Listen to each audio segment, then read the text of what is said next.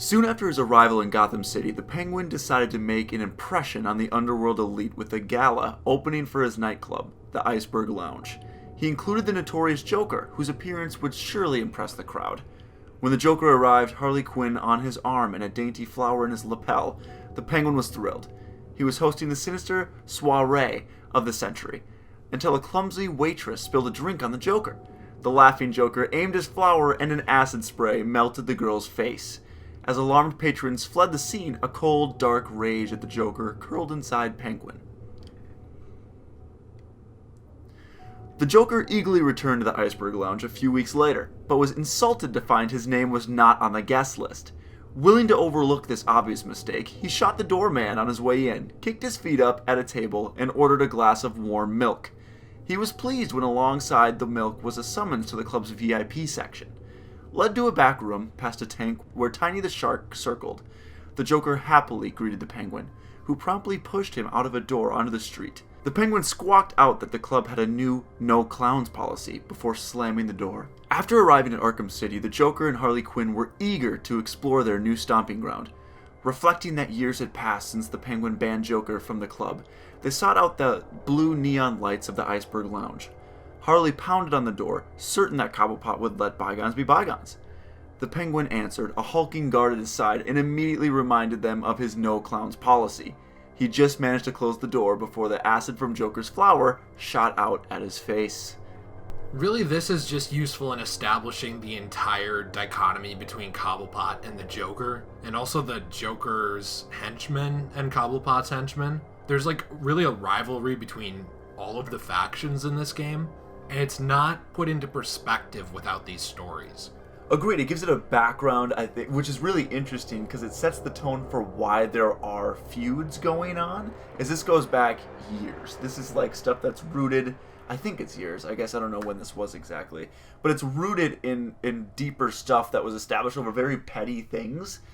I guess acid on a girl's face isn't exactly petty in the right, but it's something that didn't actually affect Cobblepot. Right, but it just offended him on his big night. It offended his sensibilities on his big night, so he figured, from now on I'm not going to have anything to do with the Joker. Right. And then going forward, because it says that reflecting that years had passed, they come back and try to make peace with, the Penguin, and obviously that would have changed the dynamics even of those two warring factions, and instead Penguin kind of throws that away. I think nope. Yeah, it shows a lot about the characters because they're really small things, but they hold on to these grudges. And the second that Penguin's like, nope, Joker's like, all right, we'll go to war then, and then that's what he tries to kill him. Yeah, which is a really good, I guess, inside look at how the characters operate behind the scenes of what we see in the game. We know what they are and who they are, but it's cool to see these inside looks of origins of their feud and why things are the way they are in Arkham City. And why it matters. Yeah.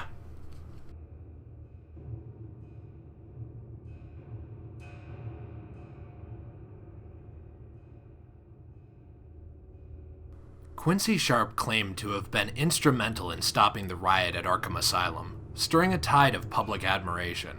Throughout his mayoral campaign, Sharp repeatedly told voters that he would never allow their safety to be threatened by criminal scum. His victory was assured when he announced that he would create a new, high-security prison that would forever separate the good people of Gotham City from the bad.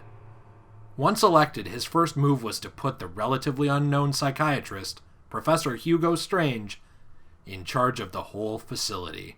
This ties back a lot to what we were doing last time, or what we were reading last time with things like Arkham Island Sold, with Tiger Security. Yes. And with Hugo Strange approaching Quincy Sharp to actually talk to him about establishing Arkham City and having more of a power dynamic because of it. Because Quincy Sharp would be able to kind of swipe his enemies aside into Arkham City, along with taking care of anyone that Hugo Strange deemed as insane. Definitely. And I thought it was interesting, too, to go off of that a little bit, that it says once they announced that they were going to have a high-security prison where all of the people were going to be going into, and it would separate the good from the bad, immediately Gotham City was like, oh, yeah, let's vote for Quincy Sharp. So it was a really interesting way to show where the state of Gotham is at, too. Where it's just like, please just put them in, like, this high-security place where they can't go near us anymore. Who cares if they kill each other? They've been destroying our city for years. So let's just throw them in there. Yeah, and it's then, just this huge crime rate. And, like, obviously, all these people die at the hands of people like the Joker, Two-Face, Penguin, and their gangs. And they get out over and over again.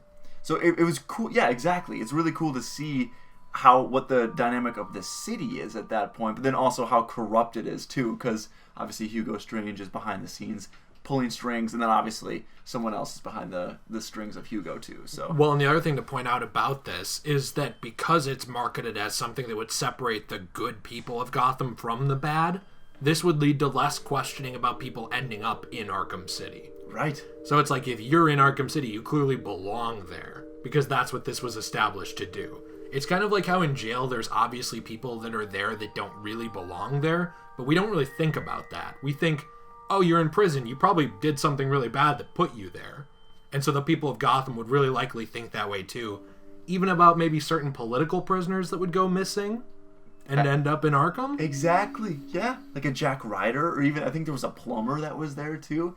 Yeah, if you just crossed the wrong people. And that's what happened to Arkham City. There was political prisoners that we were grabbing and stopping from getting, murdered for not getting cigarettes fast enough. But it wouldn't look that way to the outside world. Exactly, which was really well done, honestly, in creating the world.